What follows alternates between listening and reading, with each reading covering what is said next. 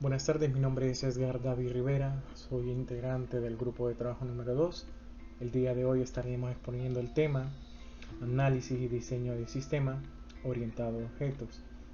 A lo largo de la presentación conoceremos algo de historia, conceptos y implementación de diagramas UML.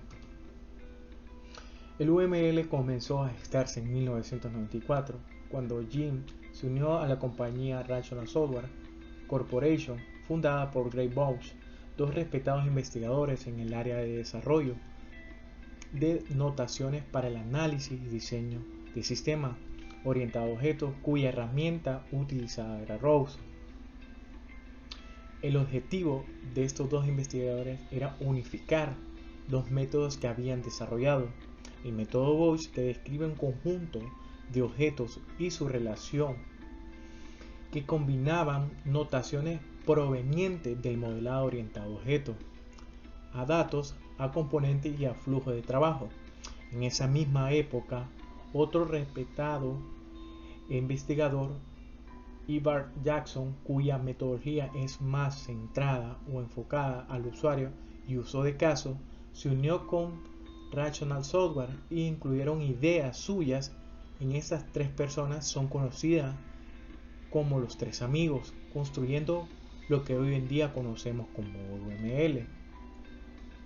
Este lenguaje manejaba diversos métodos, técnicas y aspectos en común, pero utilizando diversas notaciones inconvenientes para el aprendizaje, aplicaciones y el uso de herramientas, y además competía entre distintos enfoques. Por lo tanto, debía establecer una notación estándar que fue fomentada hasta lograr la aceptación de la OMG o Grupo de Administradores de Objetos como notaciones estándar. En estándar lideran industrias para la programación de objetos distribuidos, quienes lo adoptaron para el análisis y diseño orientado a objetos. El primer método en publicar su propia notación, incluidas las notaciones para la mayoría de la información de requisitos, el análisis y diseño de sistema. Lenguaje modelado unificado se usa para entender, diseñar, configurar, mantener y controlar la información sobre el sistema a construir, y pretende unificar las experiencias pasadas sobre las técnicas de modelado e incorporar mejoras prácticas actuales en un acercamiento estándar.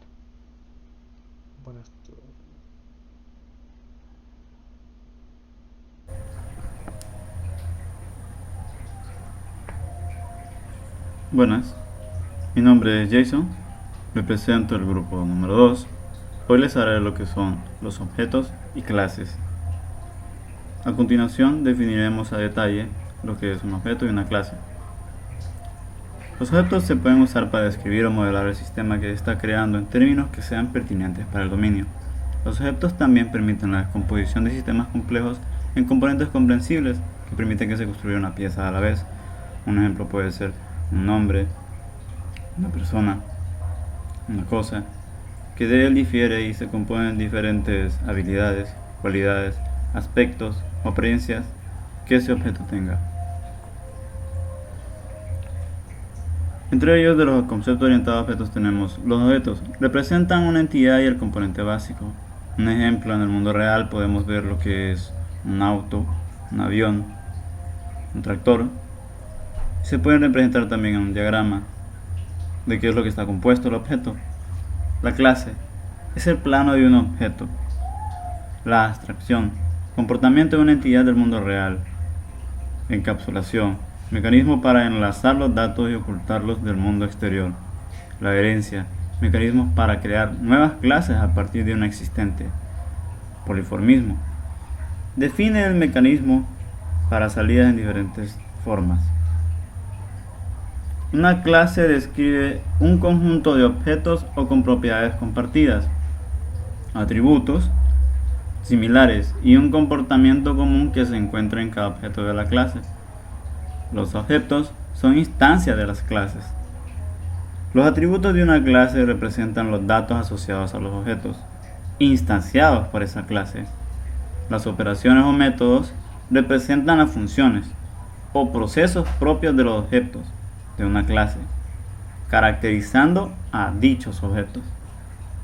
Entre ellos, un ejemplo tenemos aquí. Tenemos lo que es la clase bicicleta. Tiene sus atributos: tamaño de frame, tamaño de llanta, material, nomenclatura, etc. Métodos. Se puede decir lo que puede hacer la bicicleta. Se puede frenar, mover, se le puede hacer un cambio. La idea subyacente es tener un punto de referencia y describir un objeto específico en términos de sus similitudes o diferencias en relación con los miembros de su propia clase. La palabra reutilizable en el mundo orientado a objetos significa que puede ser más eficiente gracias a que no hay necesidad de comenzar desde el principio para describir cada objeto cada vez que se requiere en el desarrollo de software. Los objetos se representan y agrupan mediante clases, las cuales son óptimas para la reutilización y la facilidad de mantenimiento. Una clase define el conjunto de atributos compartidos y comportamientos que se encuentran en cada objeto de la clase. Lo que distingue a la programación orientada a objetos es la técnica de colocar todos los atributos y métodos de un objeto dentro de una estructura autocontenida, la clase en sí. Cada clase debe tener un nombre que la distinga de las demás. Por lo general, los nombres de las clases son sustantivos o frases cortas y empiezan con mayúscula.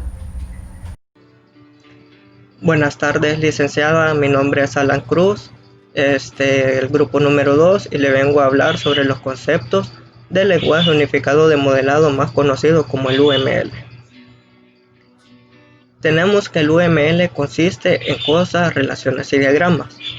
Se divide también en categorías, como por ejemplo la categoría de UML, que son las cosas y las relaciones. Tenemos elementos, cosas estructurales, cosas de comportamiento, cosas de agrupamiento, cosas de anotaciones, relaciones estructurales, relaciones de comportamiento. En los detalles específicos se desglosan más conceptos, como ser las clases, las interfaces, las colaboraciones, los casos de uso, clases activas, componentes y nodos. También tenemos interacciones y máquinas de estado. Tenemos paquetes, notas, dependencias, agregaciones, asociaciones, generalizaciones. También tenemos 4 elementos importantes que son que comunica, incluye, extiende y generaliza. Nos dice que es muy conveniente investigar y comprender esta metodología, ya que es una de las más utilizadas y tiene un mayor uso en para empezar a crear un nuevo proyecto.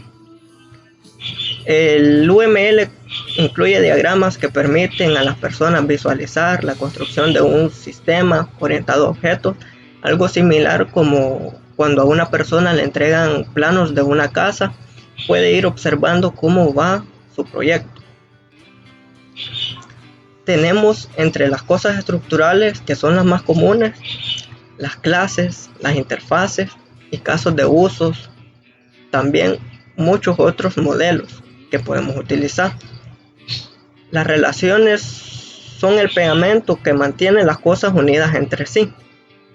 Es conveniente pensar en relaciones en 2 formas: las relaciones estructurales, que se utilizan para unir las cosas en los diagramas estructurales, y las relaciones estructurales que incluyen dependencias, agregaciones, asociaciones y generalizaciones.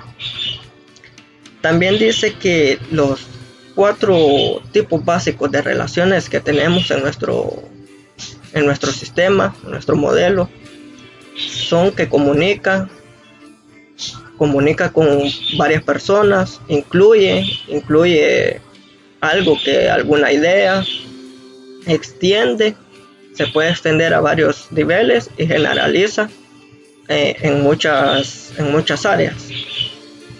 Tenemos los tipos de diagramas en el UML, que son los diagramas estructurales y modelado de casos de uso, pero esto se los explicará mi compañera en la siguiente presentación. Muchas gracias. Muy buen día, mi nombre es Alejandrina Contreras y yo le voy a hablar sobre los diagramas de lenguaje unificado de modelado UML. Los diagramas de lenguaje unificado de modelado UML se agrupan en dos: diagramas estructurales y diagramas de comportamiento. Los diagramas estructurales se utilizan, por ejemplo, para describir las relaciones entre las clases, mientras que los diagramas de comportamiento se utilizan para describir la interacción entre las personas o los actores y lo que denominamos caso de uso o la forma en la que los actores utilizan el sistema.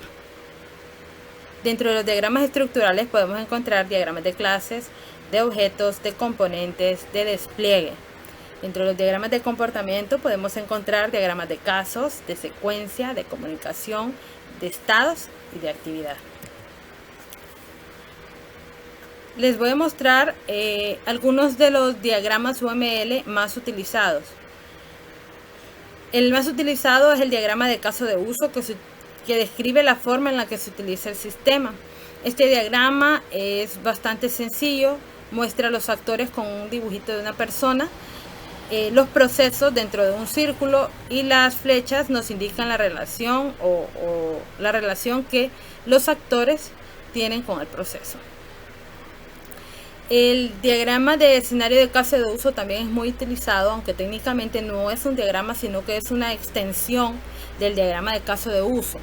El diagrama de caso de uso podríamos decir que es la secuencia lógica del proceso, mientras que el escenario son posibles alternativas a la solución o posibles alternativas que se pueden presentar en el diagrama de caso.